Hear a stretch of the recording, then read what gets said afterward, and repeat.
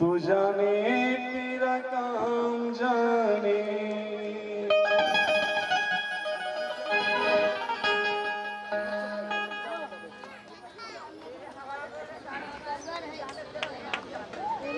श्रीमद् भागवत जी में एक बड़ी सुंदर स्तुति है जिसे वृत्त चतुश्लोकी कहते हैं। भागवत जी के नाम से कई ग्रंथ आपको मिलेंगे। श्रीमद् देवी भागवत में भी भागवत शब्द है ना। भगवत गीता में भी भगवत शब्द है। तो भागवत शब्द से ग्रहण किसका हो, इस पे स्वयं महर्षि वेद व्यास जी ने निर्णय दिया है कि जिसमें वृत्तासुर के द्वारा वृत्त चतुश्लोकी का पाठ किया गया हो, जिसमें स्तुति की गई हो, उसका ग्रहण श्रीमद् भागवत में होगा। तो ये आपको श्रीमद् भागवत जी में ही मिलता है। अब ये वृत्तासुर कौन है, ये लंबी कथा नहीं सुनाएंगे, बस इसका सारांश आप समझिए। ये एक असुर के द्वारा किया हुआ स्तुति है, दैत्य। और दैत्य भी कोई छोटा मोटा नहीं जी, इतना बड़ा दैत्य कि देवराज इंद्र से इसकी युद्ध हो रही थी और देवराज इंद्र को ऐरावत हाथी के साथ वो निकल गया था। अब आप समझिए कि वो कितना बड़ा दैत्य होगा। तो देवताओं के राजा इंद्र और हाथियों का सरताज ऐरावत जो समुद्र मंथन से निकले थे, और ऐरावत पे बैठ करके देवराज इंद्र युद्ध करने के लिए आए और हाथी सहित इंद्र को वो निगल गया, अपने पेट में उधरस्त कर गया। अब चूंकि इंद्र के पास अमृत थे, संजीवनी विद्या थी, तो वो उन विद्याओं के द्वारा उस पेट में भी जीवित रहा और बाहर निकल आया। वो देवता थे। अब जैसे करोड़पति आदमी का अगर 10,000 रुपया चोरी हो जाए तो वो गरीब थोड़ी हो जाएगा, है ना जी। उसी तरह से इंद्र के साथ ये सब घटना हुई, पर वो मरे नहीं, क्योंकि वो स्वर्ग में अमृत का पान करते थे।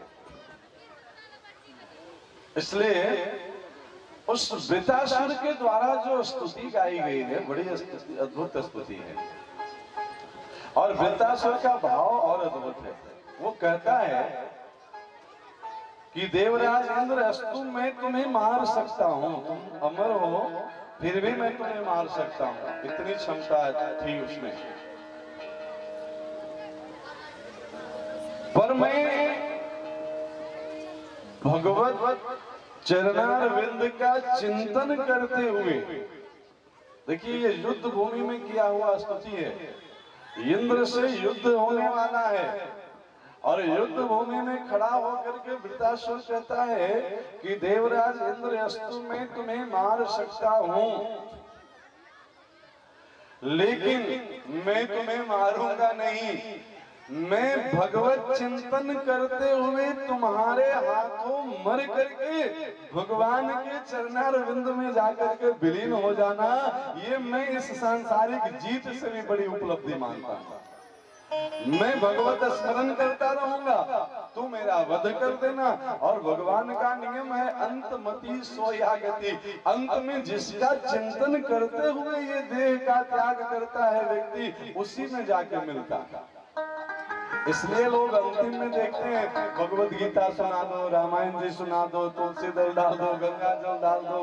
अरे जीते जी न भी मिले ना, तो उसके अंतिम संस्कार के बाद उसकी हड्डियों की एक आध टुकड़ा भी गंगा जी में पहुंचा दो। नहीं, क्यों जी? किसी प्रकार भी इसकी मुक्ति हो जाए। जिसने जीवन में कोई साधन नहीं किया हो, तो परिवार के नाते, समाज के नाते इसके लिए कुछ मुक्ति का साधन करिए।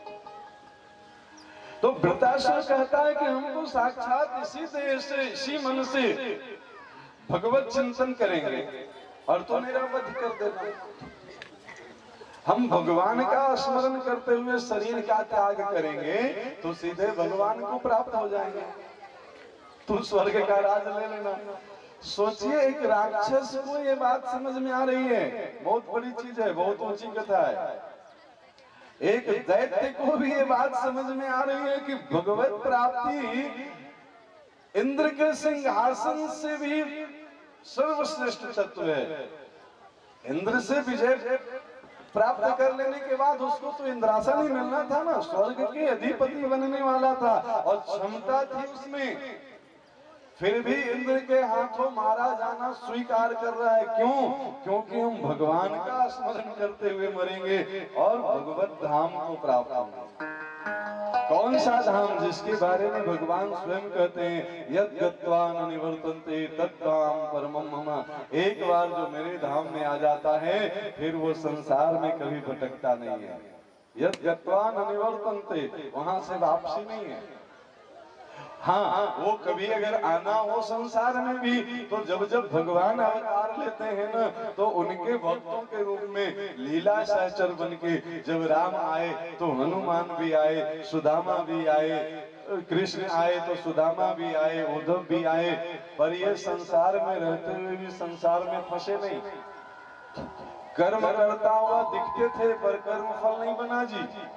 अच्छा, कर्म फल बनता तो हनुमान जी लंका में गए, पूरी अशोक वाटिका उजाड़ दी, अक्षय कुमार को मार दिया, पूरी लंका में आग लगा दी, इसका कोई पाप लगा क्या हनुमान जी को? किसी शास्त्र में पढ़ के बताना, क्यों नहीं लगा? किसी के घर में आग लगा देना पुण्य है कि पाप है? किसी की हत्या कर देना पुण्य है कि पाप है? तो ये सब हनुमान जी किए कि नहीं किए? तो पाप लगना चाहिए कि नहीं लगना चाहिए? क्यों नहीं लगना चाहिए? क्योंकि अब हनुमान जी कर्म योनि में नहीं है, अब भगवान के लीला सहचर हैं। तो भगवान के आदेश से राम काज कीने बिना मोहि कहाँ विश्राम, तो राम के काम के लिए जो जो काम किया जाए वो सब सुंदर कांड होता है। यही तो सुंदर कांड है। अपने स्वार्थ के लिए चाहे जितना भी कर लो वो सब बेकार वाली बातें हैं। क्षणिक सुख है, संसार की सुख थोड़ी देर के लिए सुखी करेगा, पर बाद में स्वर्ग स्वल्प अंत दुखदाई।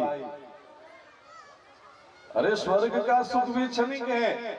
आप कई बार कथा सुनेंगे, इंद्र को कई बार राक्षसों ने मार पीट करके भगा दिया, वो मारे मारे फिर रहे हैं, और जाकर के कभी राजा बलि बन जाता है इंद्र, और कभी कोई दैत्य बन जाता है। नहीं, क्यों जी? स्वर्ग में भी सुख नहीं है, इसका मतलब देवता बनने के बाद में भटकना पड़ रहा है जंगल में? नहीं। अरे कहां तक कहें, हनुमान जी जो शंकर स्वयं केसरी नंदन है, राम से मिलने के पहले वो भी सुग्रीव के साथ वन वन में भटक रहे थे, बाली के डर से ऋषिमुख पर्वत पर रहते थे, क्योंकि श्राप था बाली को, उस पर्वत पे बस नहीं जाता था, इसलिए छुपे छुपे फिरते थे। हनुमान में इतनी ताकत आई कहां से? राम से जुड़ने के बाद। इस मानव जीवन का सर्वोत्कृष्ट फल अगर कुछ है तो वो भगवत प्राप्ति है, और उसके लिए वृतासुर बड़ा अद्भुत स्तुति गाया है। आइए पहले स्तुति गा ले, फिर उसके भाव चिंतन कर लेंगे। अहम हरे तब पादैक मूल दासो भवितास्मि भूय मन स्मरेता शुपते गुणास्ते गृणीत वाक् कर्म करो तो काय न नाक पृष्ठम न च पारमेष्ठम न सार्वभौम्यं न रसाधिपत्यं न योग सिद्धिर पुनर्भवं वा समञ्जसत्वा विरहैकांशे अजात पक्षा इव मातरं खगा स्तन्यं यथावत् सतरा सुदाता प्रियं प्रियैव विशितं विषण्णा मनोरविन्दाक्षदीक्षते त्वाम् ममोत्तमश्लोकजनेषु सख्यं संसारचक्रे भ्रमत स्वकर्मभिः त्वन्माययात्मात्मजदार्गे स्वशक्तचित्तस्य नाथ भूयात् स्वशक्तचित्तस्य नाथ भूयात्। बड़ा ही सुंदर श्लोक है, अद्भुत व्याख्या भी है इसकी।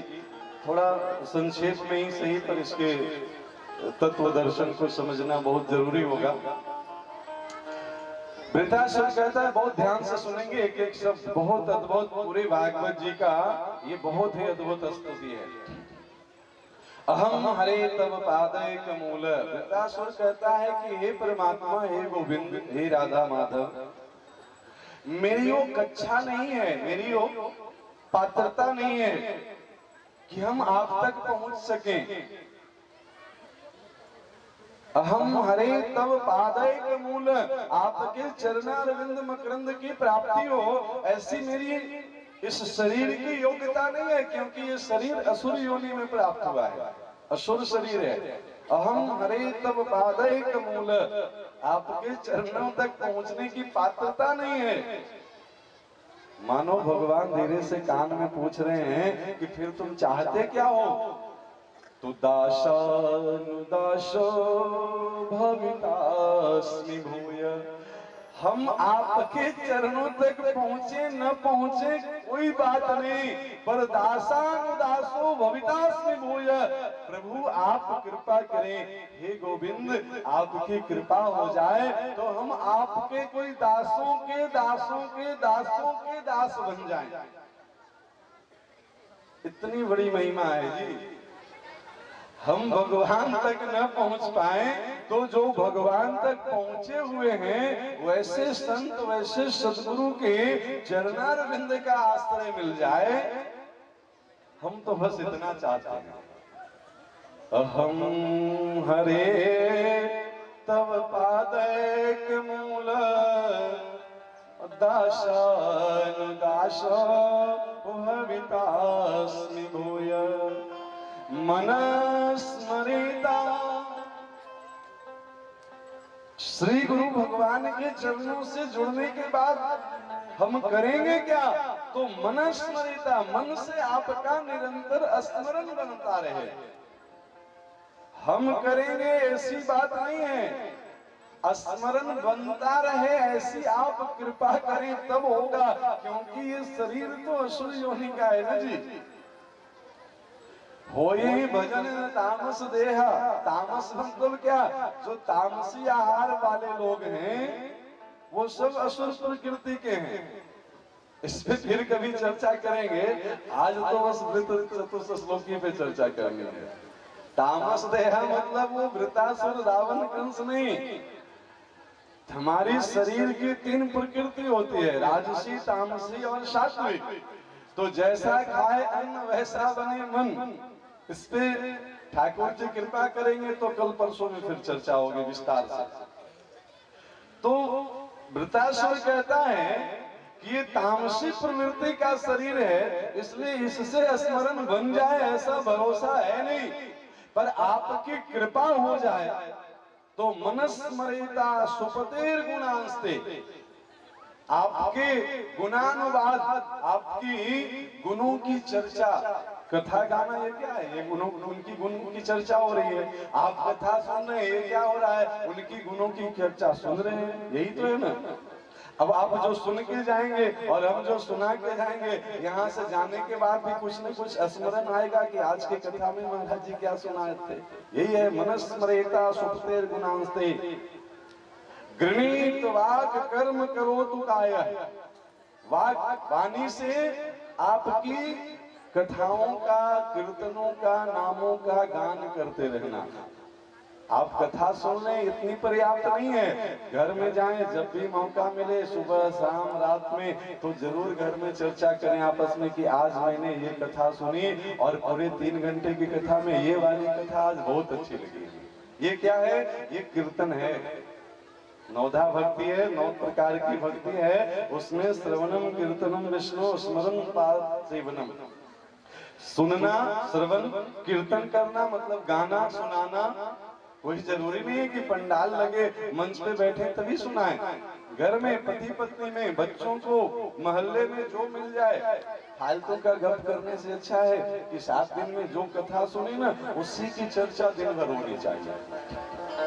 कुछ नहीं तो ये राधे राधे सिर्फ पंडाल में बैठ के नहीं बोलना है।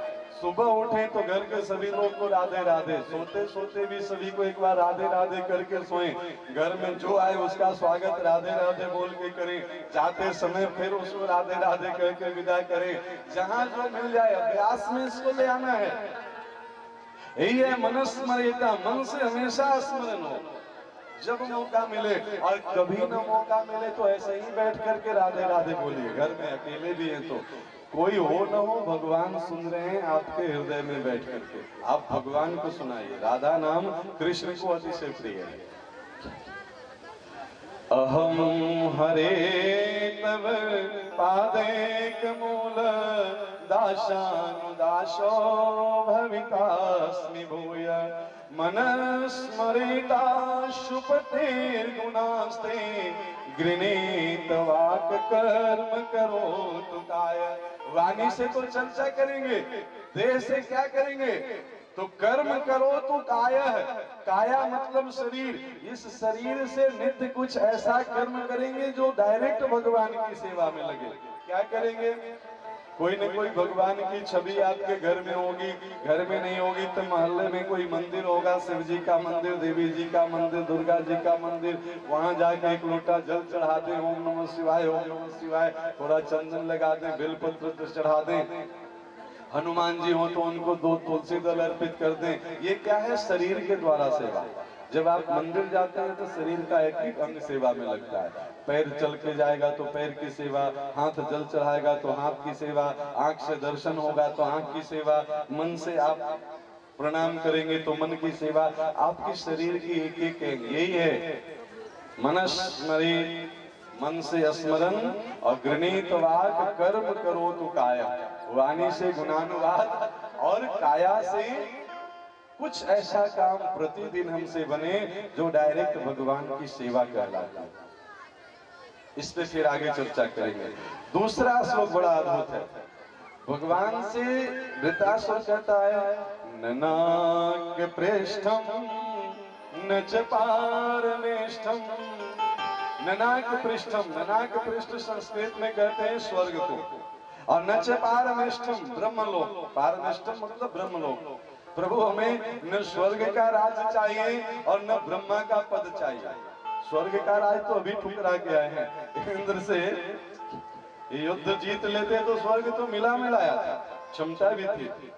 तो ननाक पृष्ठम न च पारमेष्ठम न सार्वभौम्यम, ये सप्तदीपवती पृथ्वी का भी राज मुझे नहीं चाहिए। नरसाधिपत्यम, धरती से नीचे भी 7 लोक हैं, अतल वितल सुतल तलातल महातल रसातल और पाताल। बोले हमें न धरती के ऊपर के लोगों की राज चाहिए और नरसाधिपत्यम, धरती के नीचे के लोगों की भी हमें राज की अभिलाषा नहीं है। न योग सिद्धि पुनर्भवम वा, योग सिद्धि, योग सिद्धि में बहुत तरह की चीजें आती हैं। चमत्कार दिखाना, आजकल लोग दिखाते हैं ना, पानी से शरबत बना देना और रुमाल से कबूतर निकाल देना, ये चमत्कार है। ऐसे बहुत सारी सिद्धियां होती हैं। राख लेंगे महात्मा जी और आपको रुद्राक्ष दे देंगे, ये क्या है? ये सिद्धि है। तो वृत्रासुर कहता है, न योग सिद्धि पुनर्भवम वा समंजसत्वा विरहय कांक्षे। बड़ा अद्भुत बात। मानो भगवान फिर कान में पूछ रहे हैं कि बेटा तो तुम क्या चाहते हो? तो समंजसत्वा विरहय कांक्षे। बोले भगवान हम आपकी विरह चाहते हैं। विरह मतलब हम आपको याद करके रोना चाहते हैं। गोपियां क्या करते हैं? यही तो करती है ना। गोपियां रो रो करके जो कृष्ण को पुकारी है उसी को गोपी गीत कहते हैं। आगे सुनाएंगे पूरा गोपी गीत, उसके दर्शन भी आपको कराएंगे, उसकी भावों का भी। तो विरह में, विरह कैसा तड़पन, भगवान कैसे मिलते हैं। स्वामी रामकृष्ण परमहंस के एक शिष्य हुए स्वामी विवेकानंद। जब वो शुरू में आते थे सत्संग में ना परमहंस जी के पास, तो एक दिन जिद करने लगे, गुरुदेव भगवान कैसे मिलेंगे, कोई उपाय बताइए। परमहंस देव बोले, बेटा भजन कर भगवान मिलेंगे। तो गया तो वो छोटा सा विवेकानंद बच्चा, वो जाकर के 20 माला जप किया, फिर आया पूछा, गुरुदेव भगवान कैसे मिलेंगे। गुरुदेव बोले, बेटा भजन कर भगवान मिलेंगे। फिर गया 50 माला जप लिया, फिर आया पूछने, गुरुदेव भगवान कैसे मिलेंगे। बोला ना भजन कर भगवान मिलेंगे। फिर गया 100 माला कर लिया, फिर आया भगवान कैसे मिलेंगे। गुरुदेव बोले, चल तुम्हें भगवान से मिला के लाते हैं। और वो लेकर के गए कहाँ, दक्षिणेश्वर काली के आगे में गंगा जी विराजती हैं, बहती हैं, प्रवाहित हैं। बोले, बेटा चल गंगा जी। अब छोटा बच्चा क्या समझे, वो सोचा कि सच में आज गुरुदेव भगवान से मिलाएंगे। तो बड़ी उत्सुकता में, बड़ा एकदम प्रसन्न मुद्रा में गया और गंगा जी में प्रवेश किया। गुरु जी भी प्रवेश किए। बोले, बेटा डुबकी मार भगवान मिलेंगे। बड़ा हर्षित था बच्चा कि शायद गंगा जी में अंदर भगवान रहते होंगे। तो जैसे ही डुबकी मारा ना विवेकानंद, तो ऊपर से गुरुदेव उसके सिर को दबा दिए और लगभग 40-45 सेकंड तक उसको छोड़े ही नहीं। अब बच्चा एकदम हकबक आकर के, आप समझ सकते हैं कि 8-10 वर्ष का बच्चा का क्या स्थिति हुआ होगा जी। उसके लिए 30-40 सेकंड बहुत होता है। गंगा के पानी में एकदम छटपटा रहा था। जब गुरुदेव को लगा कि अब काम बन गया है, छोड़ दिए। जब ऊपर आया एकदम हाँफ रहा था बेचारा, गंगा के पानी में भी पसीने पसीने हो गया था जी, अंदर से गर्मी आ गई थी। बोला, गुरुदेव आप क्या कर रहे थे, अभी तो हम मर ही जाते, आप भगवान से मिलाएंगे कि जान से जाएंगे हम। बोले, बेटा क्या हुआ। बोले, बेटा तुमको कैसा अनुभव हो रहा था अंदर। बोले, गुरुदेव क्या बताएं, हम तो एकदम तड़प रहे थे, छटपटा रहे थे, आप इतनी जोर की दवाई हुए थे कि हम तो सांस भी नहीं ले पा रहे थे। बोले, बस बेटा जब भगवान से मिलने के लिए ऐसी तड़पन आ जाए ना जीवन में, तब भगवान मिलते हैं। और ये ज्ञान था प्यारे।